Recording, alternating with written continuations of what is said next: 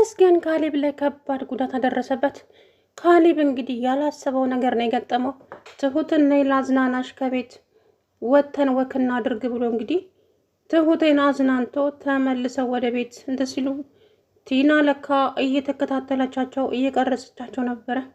ከዛ በኋላ እነሱ ምንም የሚያውቁት ጉዳይ አልነበረም።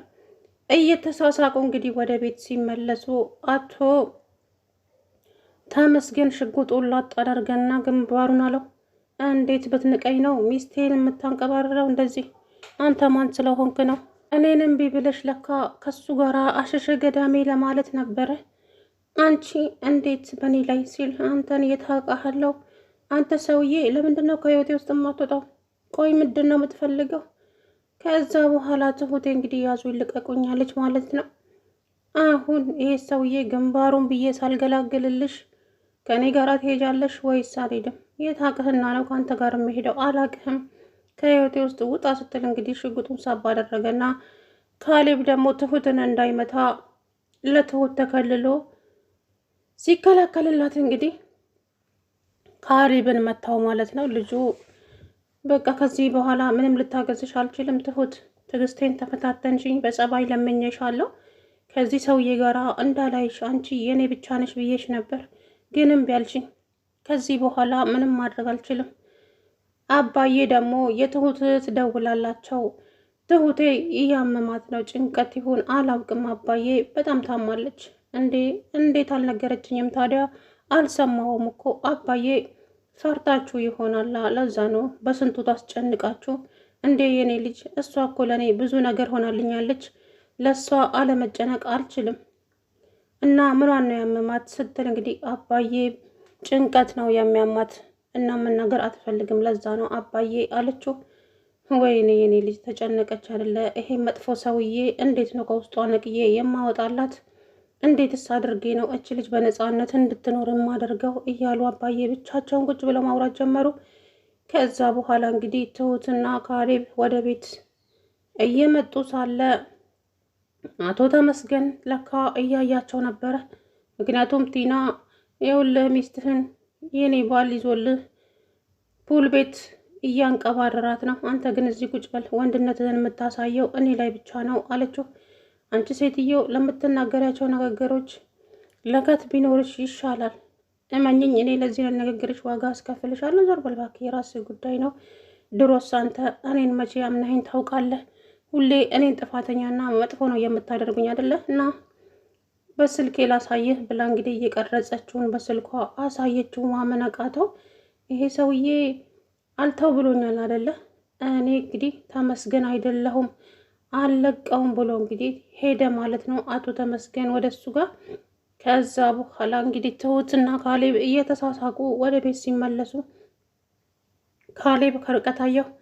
እሷ ግን በካሌብ ፍቅር እፍ ብላ ስለነበረ የካሌብን አይን ነው እንጂ የምታየው ከፊት ለፊት የመጣውን ነገር በጭራሽ አላየችም። ከዛም ካሌብ አፍጥጦ ስታየው ከፊቷ ተጋርጧል ሰውየው። ከዛ በኋላ ወይኔ ጉዴ ፈላ፣ ምን ይሻለኛል አሁን? እንዴት ነው የማደርገው? ግን አባዬ እንግዲህ ጀግንነታቸው እንደቀጠለ ነው።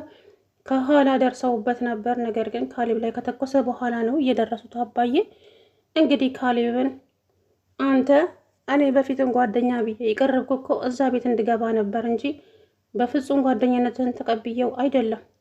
ጭራሽ እኔ እሷን ዛሬ ነገ እጅ ላይ አስገባለሁ እያልኩኝ እየተንከራተትኩኝ አንተ ጭራሽ እሷ ጋራ እንትን ትልልኛለህ እንዴ? ምን አይነት ከሃዲ ነህ? ሲል ካሌብ ላይ ተነሳበት። አቶ ተመስገን ሰውዬ ተረጋጋ እንጂ ምን ሆነሃል እንዴ? ምን እየሆንክ ነው? አንድ ሰው እኮ አልፈልግህም ካለ በግድ የራስ ማድረግ አትችልም። ስለዚህ ልጅቷን ተዋት፣ ፍላጎቷን ትኑር አለው። አሁን አንተ ነህ ለእኔ የምትነግረኝ ስለ ትሁት? ትሁት የኔ ናት፣ የመጀመሪያም የመጨረሻም ትሁት ብቻ ናት። ስለዚህ ከህይወታችን ውስጥ ውጣ። አልወጣም፣ ምን እንደምታመጣ አያለው፣ እስኪ አልወጣም አለው።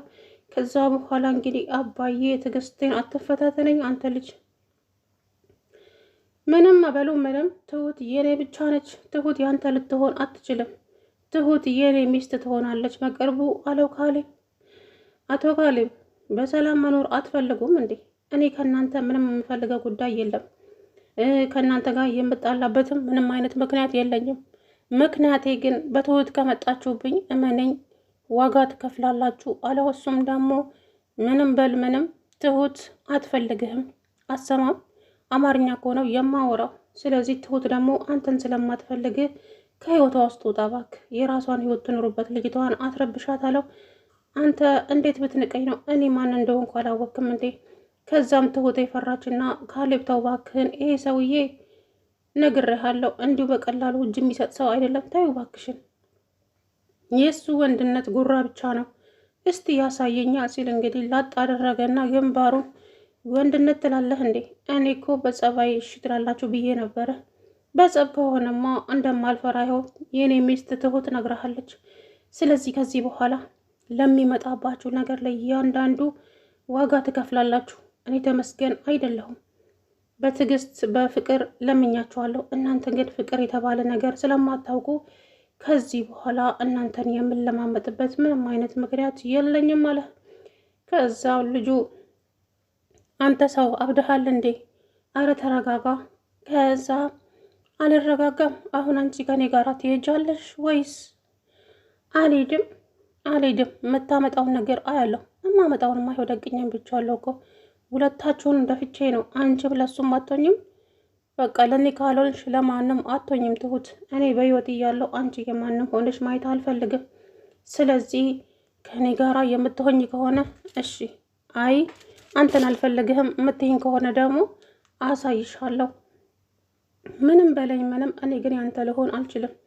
ያ ሁሉ ግፍና በደል አድርሰህብኝ ከዚህ በኋላ ከአንተ ጋር መኖር ይመስልሃል እንዴ? ስታየኝ ሞኝ ነው እንደሚመስልህ? አቶ ተመስገን ያደረከኝን በሙሉ እኮ አልረሳሁትም። ልጅነቴን ቀምተኸኛል፣ ብዙ ነገር አሳጥተኸኛል። ስለዚህ ከዚህ በኋላ ከአንተ ጋር የምኖርበት ምንም አይነት የሚያጓጓኝ ነገር ስለሌለ እባክህን በክብር ከህይወቴ ውስጥ ውጣልኝ አለችው። እሱ ሲያምርሽ ይቀራል ትሁት፣ አንቺ የኔና የኔ ብቻ ነሽ። ስለዚህ የኔ ካልሆንሽ ደግሞ አሳይሻለሁ፣ እኔ ተመስገን አይደለሁም። ከዛ በኋላ እንግዲህ ማምረር ነው ስታቅ ትሁቴ መፍራት ጀመረች። ከዛም ወይኔ ጉዴ፣ አሁን እንዴት ነው የማደርገው? እሺ የሰውዬ ሊፋታኝ አልቻለም። ምንድን ነው የማደርገው? አምላኬ፣ ወይኔ ተዋረድኩኝ። ትሁትን በጭራሽ እንዳትፈሪ፣ ከፈራሽማ አለቀልሽ። በጭራሽ ይህን ሰውዬ እንዳትፈሪው። ከዛ በኋላ እሺ እንዴት ላድርግ? ምን ላድርግ? እሺ ወይኔ አምላኬ፣ እሺ ምንድን ነው የማደርገው ከዚህ በኋላ እያለች እየፈራች እያለ እንግዲህ አባዬ ከኋላ ሲመጣ አየችው። ትሁት ፈገግ ማለት ጀመረች። አቶ ተመስገን ግን ወደ ኋላው አላየም ነበረ። ከነሱ ጋራ ነው እየተሟገተ ያለው እንጂ ከኋላ ምን ይመጣብኛል ብሎ በጭራሽ አላሰበም ነበረ። ከዛ በኋላ ትሁት እሱን አይታ ፈገግ ስትል አባዬ መጡና ከኋላ እንግዲህ አፈር ከድሜ የቀላቀሉት ማለት ነው። ይሄንን ፎካሪውን ተመስገንን ማለት ነው። ከዛ በኋላ እንግዲህ ካሌብ ግን ተመታ። የፍራቻ ዱላ ነው እላው ላይ የተኮሰበት። በጣም በሚያሳዝን ሁኔታ እንግዲህ ካሌብ ተመቶ ሆስፒታል ገባ ማለት ነው። እንግዲህ ምንም ማድረግ አይቻልም። ከዛ በኋላም እንግዲህ እንዴት እንደዚህ ታደርጋለህ? እንዴት? ከዛም ትሁት ማነች ቲና ተብዬዋ እኔ መታው ብዬ ላኩ እንዴ? እያቸው ብዬ ነው እንጂ ላኩት። እንዴት እንደዚህ ታደርጋለህ ስትል ተነሳችበት ቲና። ከዛም ቲና ይሄ ሰውዬ በፖሊስ መያዝ አለበት፣ እኔ ነኝ የዚህ ሁሉ ጣጣ ብላ እንግዲህ። ሰላም ውድና የተከበራችሁ የተስፋ ቻናል ቤተሰቦች እንዴት ናችሁ? ደህና ናችሁ? አይ አላው ደህና ነኝ።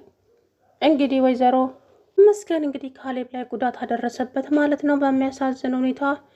አሁን ካሌብ ሆስፒታል ላይ ያለው እንግዲህ ይሄ ሰውዬ ከውስጤ እንዴት ናነቅዬ ማውጣው እያልኩኝ እያሰብኩ ልጄ ላይ እንደዚህ ጉዳት በማድረሱ በጣም አዝኛለሁ አሉ አባዬ። እንግዲህ ተመስገን ማለት ትሁት የኔ ካልሆነች ለማንም አትሆንም። ስለዚህ አይኔ እያየ ደግሞ ከአንተ ጋር እንድትሆን አልፈቅድም ብሎ እንግዲህ ካሌብን ግንባሩን ብሎ ገላገለው። በጣም አስደንጋጭ ነገር ነው። ምክንያቱም እሱ እንግዲህ ትሁትን በግድ ነበረ ከቤት ይዟት የወጣው። ላዝናናሽ ነይ ወክ እናድርግ፣ ወግ ላደርግ ነው፣ ብቻዬን ከመሄድ ነው አብረን እንሂድ። አይ ካሌብ የትም መሄድ አልፈልግም፣ ብቻዬን መሆን እፈልጋለሁ። ትሁት አንርቅም እኮ ላንቺም ጥሩ ነው፣ አይምሮሽን እንትን ትያለሽ። ስለዚህ እባክሽን ነይ አብረን ተዝናንተን እንምጣ አላት። ከዛም እሷ እንግዲህ በግድ ነበረ አብራው የሄደችው። ከዛም ፑል ቤት ሄዱ፣ ተጫወቱ፣ መጡ። ከዛም ሲመለሱ ሱቅ ሄደው እንግዲህ ሱቅ ላይ ምን እንደገዙ ባላውቅም ሲመለሱ እንግዲህ ተቃቅፈው ሲሳሳቁ አቶ ተመስገን እጁን አጣምሮ እያያቸው ነበረ። ከዛም በርቀት ቁጭ ብሎ ልክ እነሱ ቀረብ ሲሉ ሽጉጡን አቀባበለና ጠበቃቸው። ከዛም ካሌብ በትሁት ከኋላው ከለላትና እሱ ከፊት ሆነ። ከዛ በኋላ ተመስገን ካሌብ ደቀነበት። ትሁት ደነግጠችና ካሌብ እኔን ይግደለኝ አንተን እንዳይገልህ እያለች በጭራሽ ትሁት እስቲ ወንድ ከሆነ ይተኩስ አየዋለው እያለ ተው ካሌብ እባክህ እንደዚህ አትበል፣ ይተኩሳል ሰውየው ምንም የሚፈራ ነገር ስላልሆነ እባክህን እያለች እየለመነችው እንግዲህ ትሁት እዛም እንዴት ብትደፍረኝ ነው ትሁት የኔ እንደሆነች ደጋግሜ ነግሬሃለሁ። ቆይ ለምንድን ነው የምትፈታተነኝ አንተ ሰውዬ ምንድን ነው የምትፈልገው ብሎ እንግዲህ ካሌብ ላይ አፉን ከፈተበት። ከዛ በኋላ እሷ እኮ አትፈልግህም ሰውዬ ምን ሆነሃል? በግድ ነው እንዴ የራስን ማድረግ የምትፈልገው? እሷ ካልፈለገችስ በቃ ልጅቷን መብቷን አትጋፋት ከዚህ የበለጠ። ስለዚህ የፈለገችውን መውደድ የፈለገችውን ደግሞ መጥላት ትችላለች። አንተ ማነህና ነው በህይወታችን ውስጥ ገብተህ ፈራጅ ያደረገ?